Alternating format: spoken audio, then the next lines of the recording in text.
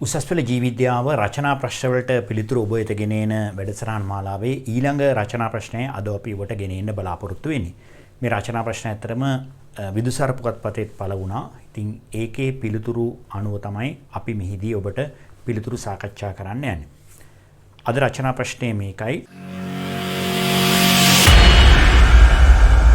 විලිකිත පේශියක් සංකෝචනය වීමේදී විලිකිත පේශියක් සංකෝචනය වීමේදී සාකුමීරයක සිදුවන ක්‍රියාවලිය කෙටියෙන් විස්තර කරන්න. සාකුමීරයක සිදුවන ක්‍රියාවලිය කෙටියෙන් විස්තර කරන්න.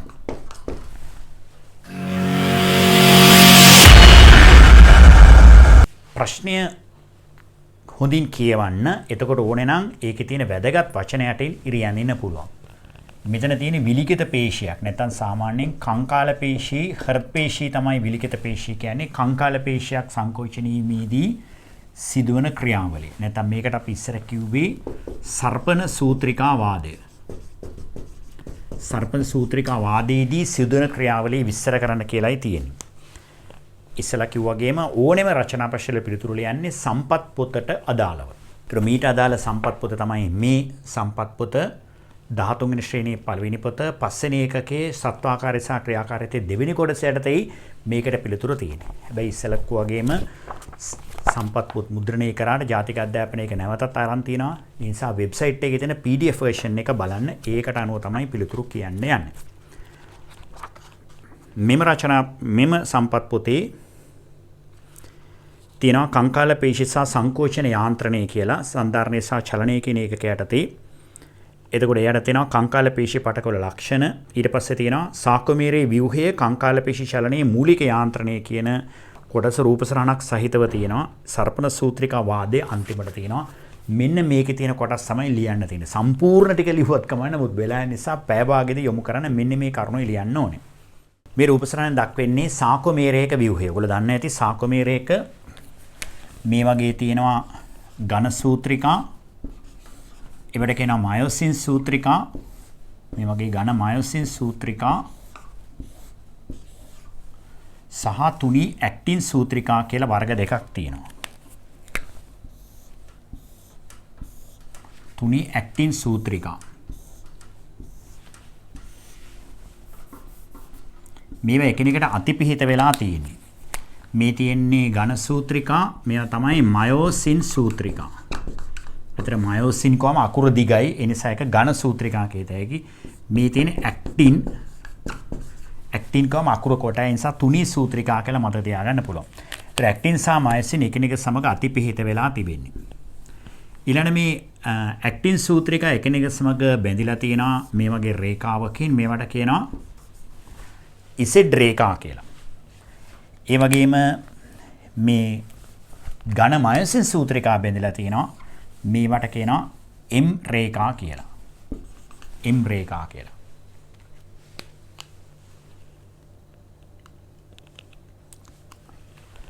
ඉතින් මේ යාබද ඉසෙඩ් රේඛා දෙකක් අතර දුරට තමයි කියන්නේ සාකුමීරයක් කියලා. මේ මොකද අනින්න ඕනේ නැහැ. Taman විශේෂ තේරුම් ගන්නයි මම මේ කියන්නේ. එතකොට මේ සර්පණ සූත්‍රිකා වාදයේ ඇත්තරම මේකේ ව්‍යුහයත් කවුරුවක්වත් ඇහෙන් දැකලා නැහැ. ඉලෙක්ට්‍රෝන අන්වීක්ෂණවත් පේන්නේ නැහැ. මේ සාකුමීරයක ව්‍යුහය තියෙන්නේ මොඩල් එකක්. හරියට ප්ලාසපට්ලි ව්‍යුහයගේ මොඩල් එකක් තියෙන්නේ. ඉලෙක්ට්‍රෝන නික්ෂේප බලුවම පේන්නේ ලාසා තදපටි තමයි තියෙන්නේ. ඒක අනුව. ඉතින් මේ ඇක්ටින් සහ මයොසින් එකිනෙක මත අතිපිහිතලා තියෙන ඕවර්ලැප් වෙලා තියෙන. ඉතින් සර්පණ සූත්‍රිකා වාදයේදී වෙන්නේ මේ මයොසින් මතින් ඇක්ටින් මැද දෙසට සර්පණෙනවා. මෙහෙම තියෙනවා. මෙහෙම ලං වෙනවා. ඒක තමයි සංකෝචන වෙන්නේ. ඊට පස්සේ මේ ඈත් වුණාම තමයි ඉහිල් වෙන්නේ. ඒතර සංකෝචනය ඉහිල් වීම. ඒක තමයි මේ ප්‍රශ්නේදී අහලා තියෙන්නේ. ඒ වගේම මේ මයොසින් වල තියෙනවා කෙලවරේ මයොසින් ශීර්ෂ. මයොසින් ශීර්ෂ. ඒ වගේම ඇක්ටින් වල තියෙනවා ඒ මයොසින් ශීර්ෂ සඳහා බන්ධන ප්‍රදේශ. මේ වගේ මේ මයොසින් අණුවල මෙහිම මයොසින් ශීර්ෂ පිහිටා තියෙනවා.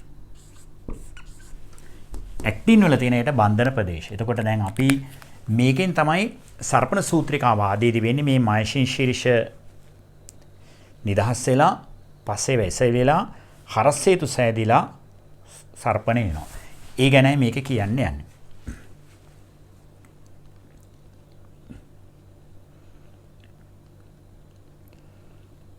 මේ දක්වලා තියෙන එකයි කැම්බල් එකෙත් තියෙනවා. ඒ වගේම ඒකට අනුව සම්පත් පොතෙත් ලියලා තියෙන සර්පණ සූත්‍රිකා වාදය. එහෙම නැත්නම් මේ වගේ කංකලපේශය සංකෝචනීයේදී ඇක්ටින් සහ මයසින් වල අන්තර්ක්‍රියාව නැත්නම් බලපහර ඇතිවීමේදී සුදන ක්‍රියාවලිය. මේ වම් පැත්තේම දක්වලා තියෙන්නේ මේ වගේ ඇක්ටින් සහ මයසින් පිහිටීම. ඊට පස්සේ මෙහිදී කරුණු තුනක් වෙනවා. එකක් තමයි මුලින්ම වෙන්නේ මේ ශීර්ෂ නිදහස් වෙනවා. මුලින්ම වෙන්නේ ශීර්ෂ නිදහස් වෙනවා.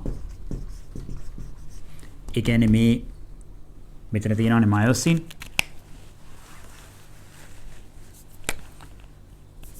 මෙතන තියෙන ඇක්ටින් මේ මයොසින් වලින් ඇක්ටින් වලින් මේ මයොසින් ශීර්ෂ ඇක්ටින් වලින් නිදහස් වෙනවා. මේ සදා මෙයට ATP අණුවක් බැඳෙන්න ඕන. එතකොට තමයි ශීර්ෂ නිදහස් වෙන්නේ. එතකොට මේ අවස්ථාවේදී මේ මයොසින් ශීර්ෂ අඩු ශක්ති මට්ටමේ තමයි පිහිටා තිබෙන්නේ. දෙවෙනි පියවරේදී වෙන්නේ ශීර්ෂ එසවීම. එතනදී වෙන්නේ මේ අර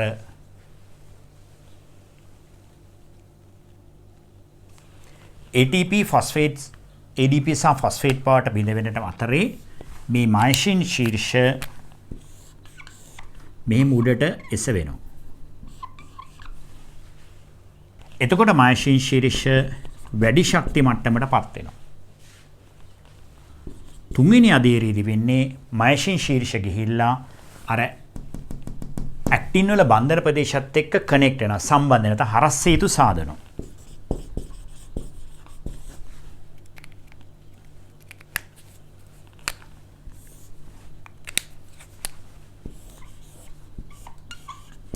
මේ වගේ හරස් සේතු සාදනවා. එතකොට මෙතන ෆොස්ෆේට් සහ ADP සම්බන්ධ වෙලා තියෙන්නේ. මෙතනත් ෆොස්ෆේට් සහ ADP සම්බන්ධ වෙලා තියෙන්නේ. මේ රූපසරහනේ දක්වලා තියෙන ඒවා අංක 1 යටතේ උඩින්ම තියෙන ශීර්ෂ නිදහස් වීම පේන විදිහට මයොසින් ශීර්ෂ අර ඇක්ටින් වලින් තුනී සූත්‍රිකාවල නිදහස් වෙලා තියෙනවා. ATP යනවා සම්බන්ධ වෙලා තියෙනවා. අඩු ශක්ති මට්ටමේ තියෙන්නේ. දෙවෙනි පියවරේදී තියෙන ශීර්ෂ එසවීම මේ රූපසරහනේ දක්වලා තියෙනවා. ශීර්ෂ එසවීම එතනදී අර මයොසින් ශීර්ෂ වැඩි ශක්ති මට්ටමකටපත් වෙනවා. ශීර්ෂ නැවිලා තිබිච්ච එක එස වෙලා තියෙනවා. ADP සහ ෆොස්ෆේට් සම්බන්ධ වෙලා තියෙනවා. දැන් අන්තිමටම කිව්වේ තුන්වෙනි අධීර වන හරස් හේතු ඇතිවීම. එතකොට වෙලා තියෙන රූපසරහනේ දක්වන පරිදි අර මයොසින් ශීර්ෂය කියලා ඇක්ටින් වල බන්ධන ප්‍රදේශات එක්ක සම්බන්ධ වෙලා තියෙනවා. ඊළඟ අධීරයේදී වෙන්නේ මේ ADP සහ ෆොස්ෆේට් පිට වෙනවා. ඒ පිට වෙනවත් එක්කම තමයි හතරවෙනි අධීරයේදී බලපහර ඇතිවීම කියලාත් කියනවා. එහෙම නැත්නම් සර්පණය කියලාත් කියනවා. එතෙන්දී වෙන්නේ මේ මයොසින් ශීර්ෂ මේ වගේ තියෙන මයොසින් ශීර්ෂ මේ විදියට බලපහරක් මේ පැත්තට තල්ලු කරනවා. එතකොට මේ ඇක්ටින් මධ්‍ය දෙසට සර්පණය වෙනවා. මේ විදියට තියෙන එක මෙහෙම ඇක්ටින් මේ වගේ මධ්‍ය දෙසට සර්පණය වෙනවා. මේ වගේ සර්පණය වෙනවා. ඉතින් මෙහෙම මේ දෙපැත්තෙන්ම මේ විදියට සර්පණය වීම නිසා මේ Z රේඛා ලං වෙනවා. මේ දක්වලා තියෙන්නේ ඒකයි D යට තියෙන සර්පණය තුනී සූත්‍රිකා සාකමේරයේ මධ්‍ය දෙසට සර්පණය වෙනවා. ඒක තමයි බලපහර ඇති වෙනවා කියලා කියන්නේ. ඒ අවස්ථාවේදී අර ATP බිඳ වැටලා ADP සහ ෆොස්ෆේට් නිදහස් වෙලා නැවතත් මයොසින් ශීර්ෂ අඩු ශක්ති මට්ටමකටපත් වෙනවා. මෙන්න මේ කාරණා ටික තමයි ලියන්න යන්නේ. මේ රූපසරහන් මුකුත් අඳින්න අත්‍යවශ්‍ය නැහැ. නමුත් මේට අදාළ කරුණු තමයි මේ ලකුණු සම්මුතිය ලියන්න යන්නේ.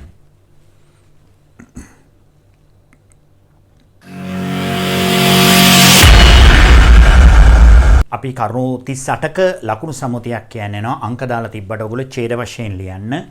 අංක වශයෙන් තමයි පිළිතුර කියවන්නේ.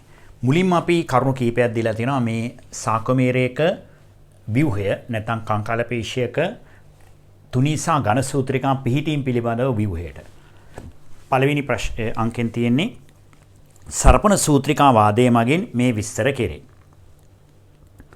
දෙක සාකමේරයක ඝන කිව්වා මේක හරියයි ඝන තුන්වෙනි එක මයසින් සූත්‍රිකා සහ මේ වගේ ඝන මයසින් සූත්‍රිකා සහ තුනී ඇක්ටින් සූත්‍රිකා තියෙනවා. සහ 4 තුනී 5 ඇක්ටින් සූත්‍රිකා පිහිටයි.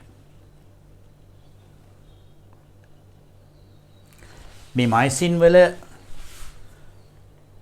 වලිගයකුයි දෙකලවර තියෙනවා හිස ප්‍රදේශයයි. 6 මයසින් අණුවක වලිගයක් සහ දෙකලවර හිස ප්‍රදේශ ඇත. 7 ඇක්ටින් අණුවල මයසින් හිස සඳහා බන්ධන ප්‍රදේශ පිහිටයි. මේ වගේ ඇක්ටින් වල බන්ධන ප්‍රදේශ තියෙනවා, මයසින් වල හිස ප්‍රදේශ තියෙනවා. 8 ඇක්ටින් සූත්‍රිකා ඇදීම සිදු කරන චාලක ප්‍රෝටීනයේ මයොසින්ය. මේ මයසින් නිසා තමයි ඇක්ටින් මධ්‍ය දෙසට ඇදෙන්නේ. දැන් අපි බලපහර ඇතිවීමේදී අර ABCD කියලා ශීර්ෂ නිදහස් වීම, එසවීම, හරස් හේතුව ඇතිවීම සහ සර්පණය කියන කරුණු කියන්න යන්නේ. ඒ යටතේ ශීර්ෂ එසවීම යටතේ 9 වෙනි කරුණ මයසින් හිසට ATP අණුවක් බැඳේ. එවිට අඩු ශක්ති සැකසුම් තත්ත්වයටපත් වේ. 11 මෙවිට මයසින් හිස ඇක්ටින් වලින් නිදහස් වේ. ඒතර මුලින්ම එන්නේ මේ වගේ මයසින් හිස නිදහස් වෙනවා. එතකොට වෙන්නේ ATP අණුවක් බැඳලා මේක අඩු ශක්ති මට්ටමේ තියෙන්නේ.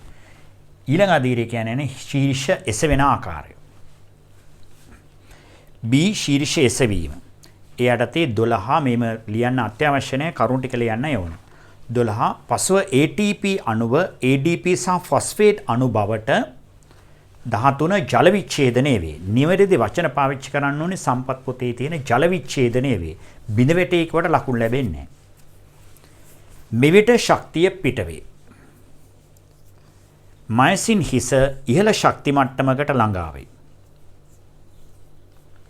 එතකොට මේ වගේ ඉහළ ශක්ති මට්ටමට ළඟා වෙන එක තමයි වෙන්නේ. ඊළඟට වෙන්නේ හරස් හේතුව ඇති වෙනවා මේ මයසින් ශීර්ෂ ඇක්ටින් බන්ධන ප්‍රදේශات එක්ක සම්බන්ධ වෙන එක. C හරස් හේතු ක්‍රොස් බ්‍රිජස් ඇතිවීම. පසුව මයසින් හිස 17 ඇක්ටින් වල ඇති බන්ධන ප්‍රදේශයේ සමග 18 හරස් හේතු මගින් බැඳේ. හරස් හේතු. මේවට කියනවා ක්‍රොස් බ්‍රිජස් කියලා.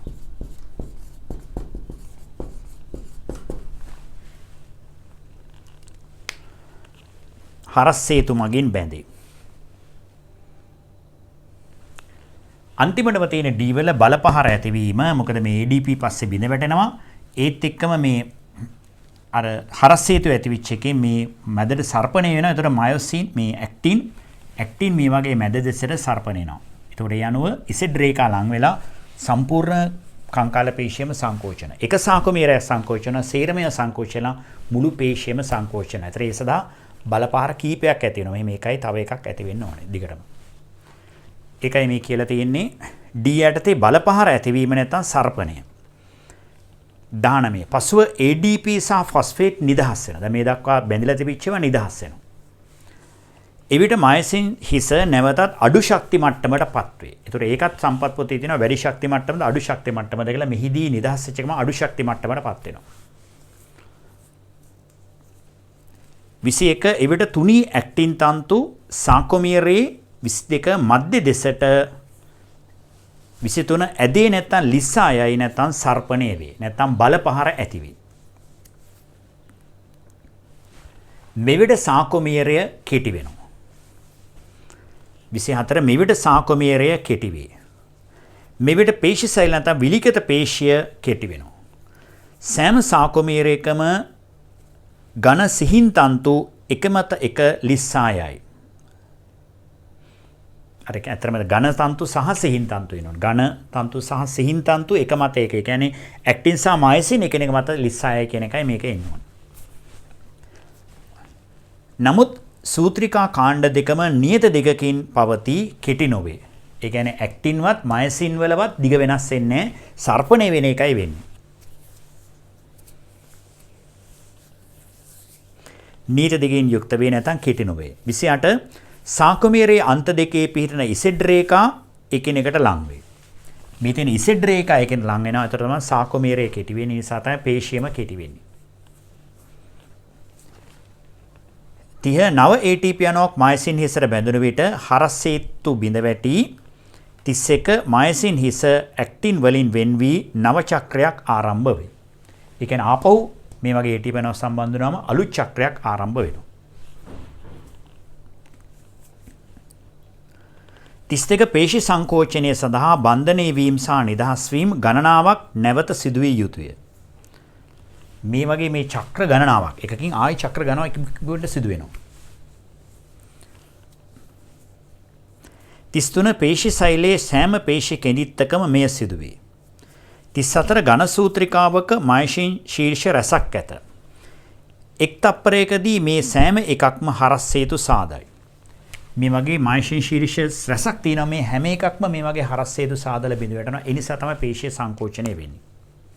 ඒ වගේ මේ සඳහා කැල්සියම් අයනත් වැදගත් වෙනවා. ඉස්සරං කව සාකෝප්ලාස්මේ ජාලිකාව කියලා තියෙනවා කියලා. ඒකෙන් තමයි මේකට නැත්නම් අන්තප්ලාස්මේ ජාලිකාවත් වෙන විශේෂ මේ කංකාල පේශි තන්තුවක ඒකෙන් කැල්සියම් අයන මේ ස්ථානෙ නිදහස් කරනවා. ඉතින් ATP වගේම කැල්සියමුත් මේ පේශි සංකෝචනය සඳහා වැදගත් වෙනවා.